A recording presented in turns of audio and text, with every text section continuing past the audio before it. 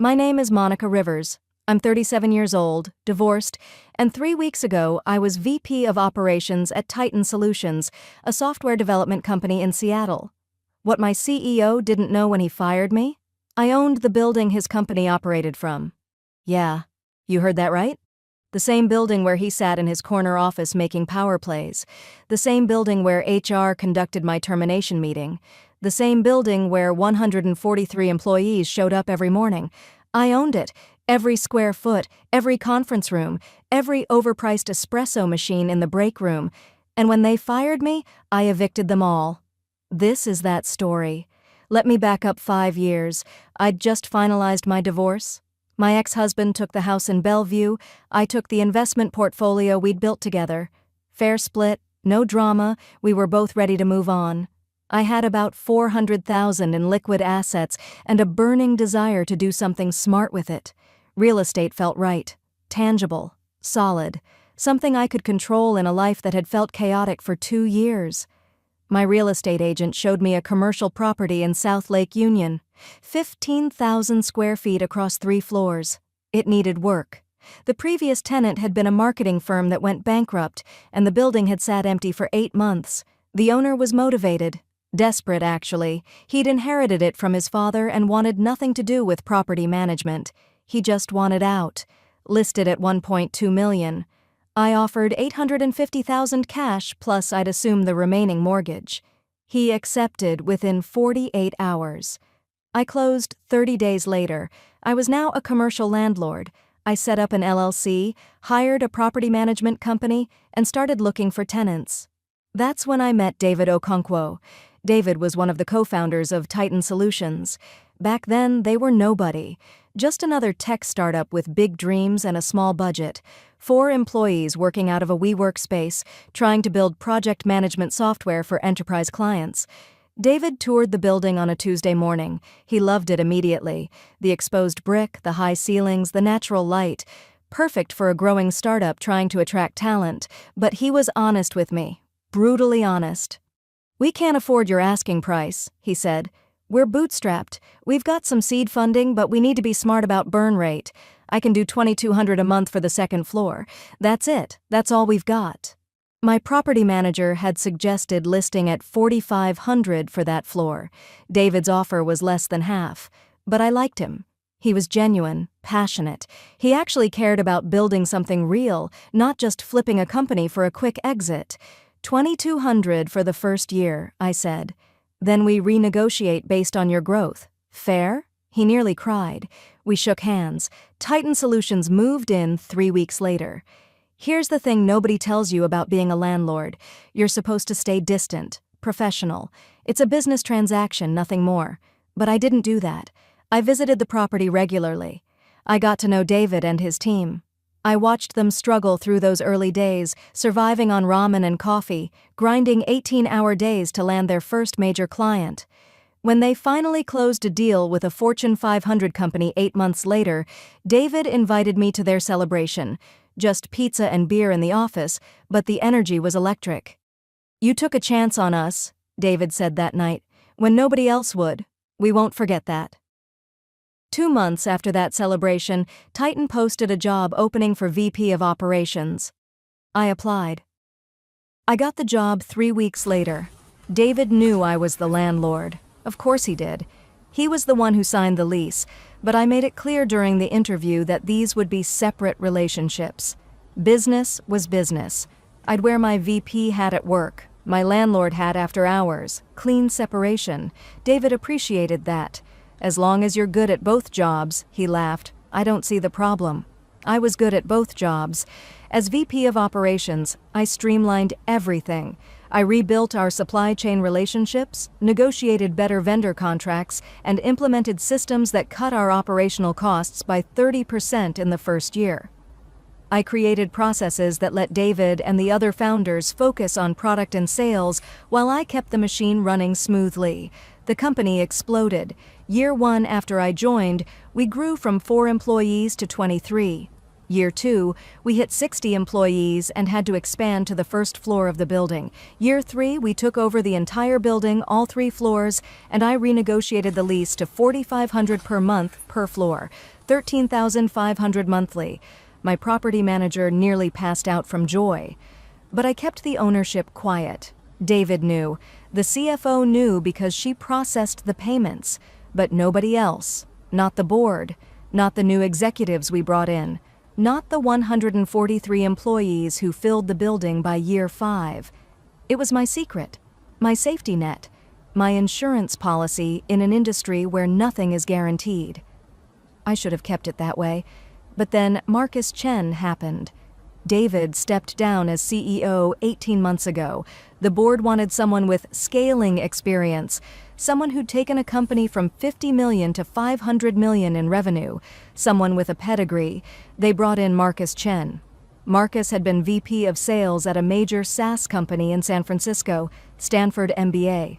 Worked at Google for 3 years early in his career. He had the resume the board wanted. He was also the most insufferable human I'd ever met. Marcus walked in like he owned the place, which ironically he very much did not. First week, he called an all-hands meeting, told everyone that the old way of doing things was over. We were going to be data-driven, metric-focused, and results-oriented. As if we'd been fumbling around in the dark for 5 years. He brought in his own leadership team, VP of sales from his old company, chief revenue officer from another startup he'd consulted with, chief of staff who followed him around taking notes like a devoted puppy. David stayed on as chief product officer, but Marcus systematically cut him out of major decisions. Within 6 months, David was basically a figurehead. I survived the initial purge. Marcus kept me on as VP of operations because, frankly, I was too good at my job to fire immediately. Operations ran like clockwork. Vendors loved us. Costs stayed low. Everything worked. But Marcus didn't like me. I wasn't part of his inner circle. I didn't go to his dinner parties. I didn't laugh at his jokes in meetings. I focused on my work, delivered results, and went home. That wasn't enough for Marcus. He wanted loyalty. He wanted people who owed him everything. I owed him nothing.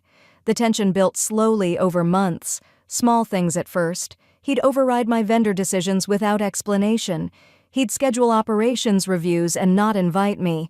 He'd make comments in leadership meetings about legacy thinking while staring directly at me. I documented everything, every slight, every override, every inappropriate comment. I'd been in corporate America long enough to know where this was heading. The breaking point came 3 weeks ago. Marcus scheduled a meeting with me and Diane from HR on a Wednesday morning. 10 a.m., conference room B. I knew what was coming. You always know. I walked in with my laptop and a notepad. Professional, calm, ready. Diane looked uncomfortable. Marcus looked pleased. "Monica, we're going to make a change," Marcus started. No preamble, no softening. "We're restructuring operations and we've decided to go in a different direction. Your position is being eliminated effective immediately." I nodded slowly. "I see. Can you tell me what specifically prompted this decision?" "The company's needs have evolved," Marcus said. "We need someone with a different skill set moving forward." Translation: he wanted someone who'd kiss the ring. "I've consistently exceeded every operational metric for 5 years," I said calmly. "Our costs are down, efficiency is up, vendor relationships are strong. What skill set am I lacking?" Marcus smiled. That condescending smile I'd seen him use on others. "This isn't a performance issue, Monica. It's strategic alignment. We're moving in a direction that requires different leadership." Diane jumped in, clearly reading from a script. "You'll receive 6 months severance, continuation of health benefits, and positive references. We appreciate your contributions to Titan Solutions." 6 months severance. For 5 years of building the operational foundation of this company, I could have fought. I could have threatened legal action. Age discrimination, gender discrimination, retaliation for not being part of Marcus's boys' club, but I didn't, because I had something better than a lawsuit. "I understand," I said. "I'll need a few days to transition my responsibilities." Marcus shook his head. "We need you to leave today. We've already reassigned your projects. Security will escort you to your office to collect personal items. You'll need to turn in your laptop, access cards, and any company property. Today, immediately, the classic power move, make them feel small on the way out. Of course, I said. I'll gather my things now. I stood, shook Diane's hand, ignored Marcus completely, and walked out. David caught me in the hallway. He looked devastated. Monica, I just heard. I'm so sorry. I tried to fight this, but Marcus went around me to the board. I know, I said. It's okay, David, really. It's not okay. This is wrong. You built this place. I smiled. A real smile. More than you know? He looked confused, but I didn't explain. I just gave him a hug and went to my office. Security guard Kevin stood awkwardly by my door. We'd always gotten along well. He looked miserable. Just following orders, Monica, he said quietly. I know, Kevin. Not your fault.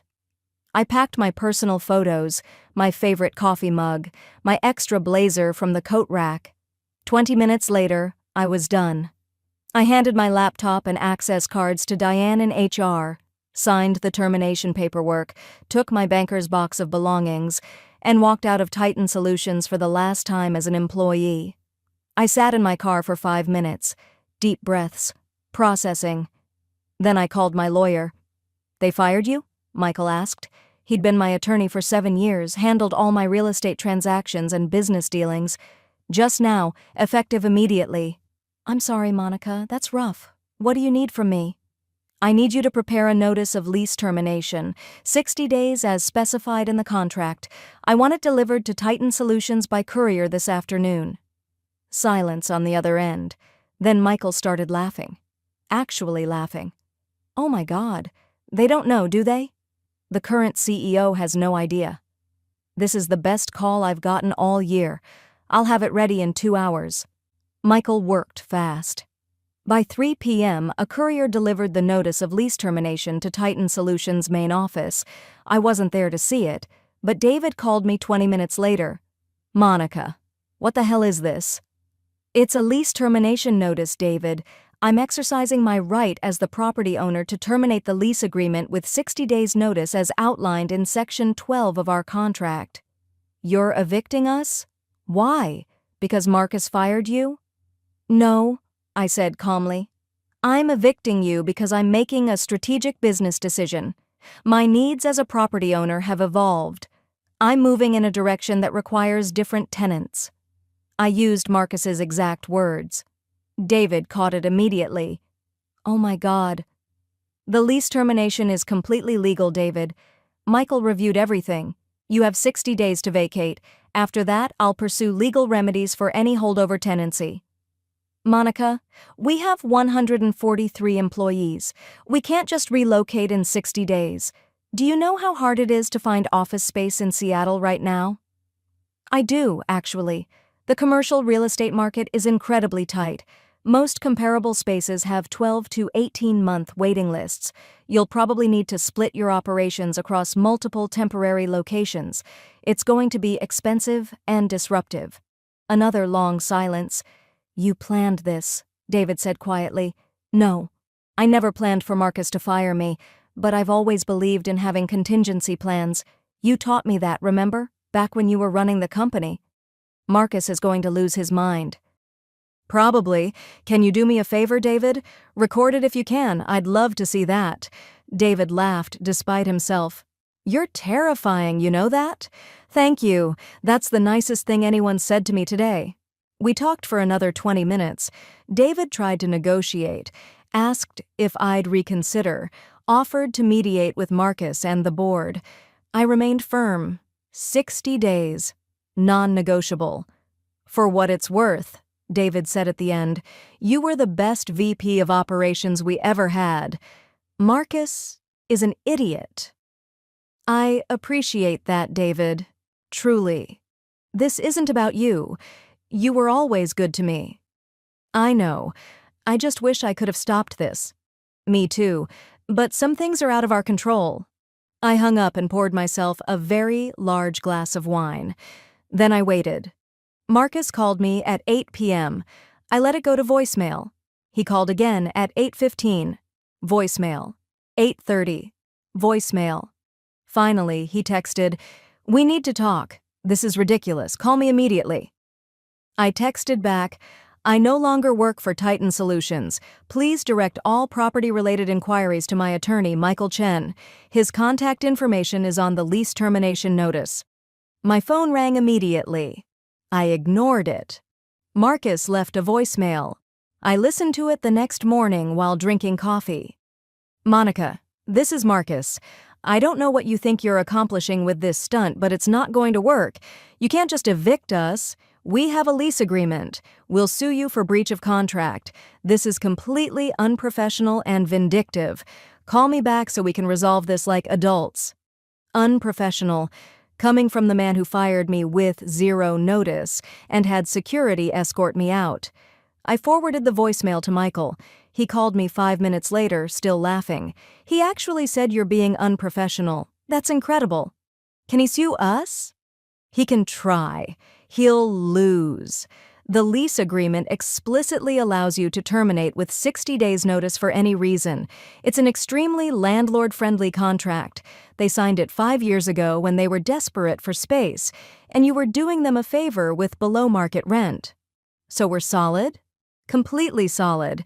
They have no legal recourse. They can either vacate in 60 days or I'll file for eviction and they'll still have to leave, just with a much bigger legal bill. Perfect. The next few days were spectacular. Titan Solutions went into full crisis mode, emergency board meetings, frantic calls to commercial real estate brokers, panic among employees who suddenly didn't know where they'd be working in 2 months. Marcus tried everything. He had the company's attorney call Michael, threatening legal action. Michael laughed and cited the exact contract language that protected me. He had board members reach out to mutual connections, asking them to intervene. I politely declined all mediation attempts. He even tried to get David to convince me to change my mind. David refused to get involved beyond our initial conversation. The tech news sites picked up the story within a week. Titan Solutions faces unexpected eviction crisis. Seattle startup scrambles after landlord terminates lease. None of the articles mentioned that the landlord was the recently fired VP of operations. That detail hadn't leaked yet, but it would. The story broke 2 weeks after the eviction notice. One of Titan's engineers posted about it on Reddit, just venting about the chaos, how they'd all have to relocate, how stressful it was. Someone in the comments asked who the landlord was. The engineer responded, "No idea. Some LLC, but rumor is it's someone with a grudge against the CEO." Another commenter did some digging. Public records, LLC registration documents, property ownership history. 3 hours later, holy shit, the landlord is Monica Rivers. She was VP of operations until 2 weeks ago. They fired her and she immediately evicted them. The Reddit thread exploded. Within 24 hours, it hit Twitter, LinkedIn, every tech news site in Seattle. Former executive evicts company after termination. Ultimate corporate revenge. She owned the building. My phone wouldn't stop ringing. Reporters wanted interviews. Former colleagues wanted the full story. Random people wanted to tell me I was their hero. I ignored almost everyone, but I did accept one interview request. From a tech podcast I'd listened to for years. 2 women who covered startup culture and called out corporate nonsense regularly. I told them everything, the full story. 5 years of building Titan's operations. Marcus's systematic marginalization of legacy employees. The abrupt termination. The eviction. "Do you regret it?" one of the hosts asked. "Not even a little bit," I said. "I gave that company 5 years of my life. I built systems that saved them millions of dollars. I was good at my job, loyal to the mission, and professional in every interaction. And Marcus fired me anyway because I wouldn't worship at his altar. So no, I don't regret exercising my legal rights as a property owner. Some people are calling this petty revenge. Let them. Revenge implies something unlawful or immoral. I did nothing illegal. I terminated a lease agreement using the exact terms both parties agreed to 5 years ago. If Marcus had bothered to do basic due diligence about who owned his office building, he might have made different decisions. The podcast episode went viral. Over 500,000 downloads in the first week. The narrative shifted. Initial coverage had been neutral, just reporting the facts. But after the podcast, public opinion swung heavily in my favor. Comments poured in, "This is what happens when you treat employees as disposable. CEOs need to remember that everything has consequences." She literally owned the ground he stood on, and he didn't even know it. Marcus tried to control the damage. He released a statement through Titan's PR team about unfortunate circumstances and moving forward professionally. Nobody cared. The damage was done. Titan Solutions did eventually relocate. They found temporary space across 3 different buildings while they waited for a permanent location to open up. It cost them a fortune. Moving expenses, duplicated infrastructure, reduced collaboration because teams were split up. Their Q3 earnings took a massive hit. The board was not happy. Marcus resigned 4 months after firing me. The official story was pursuing other opportunities. The real story, according to David, was that the board forced him out after the relocation disaster and subsequent PR nightmare. David became CEO again. First thing he did was call me. "We'd like to negotiate a new lease," he said. "We found a permanent space, but it won't be ready for 8 months. We need a bridge location. Would you consider a short-term lease? Market rate, obviously. Professional terms." "I'll consider it," I said. "Send me the proposal." They offered $18,000 per month for a 6-month lease on 2 floors. I accepted. Titan Solutions moved back into my building. Different floors, different configuration, but back where they started. I didn't rejoin the company. That chapter was closed, but David and I stayed friends. We get coffee every few weeks. He's rebuilding the culture Marcus destroyed. As for me, I've leased the 3rd floor to a promising startup run by 2 women who remind me of David 5 years ago. Hungry, smart, genuinely passionate about what they're building. I gave them a below-market rate for the first year. Some people call what I did to Titan Solutions revenge. Cold, calculated, excessive. I call it justice. Marcus fired me because he could, because he had power and wanted to flex it, because he never considered that I might have power too. That's the thing about power. It comes in many forms. Position, money, relationships, property. Marcus had the power to fire me. I had the power to evict him. We both exercised our rights. He just didn't like how it turned out. Here's what I learned from this whole experience. First, always have leverage, not for revenge, but for protection. In corporate America, you're always one bad CEO away from losing everything.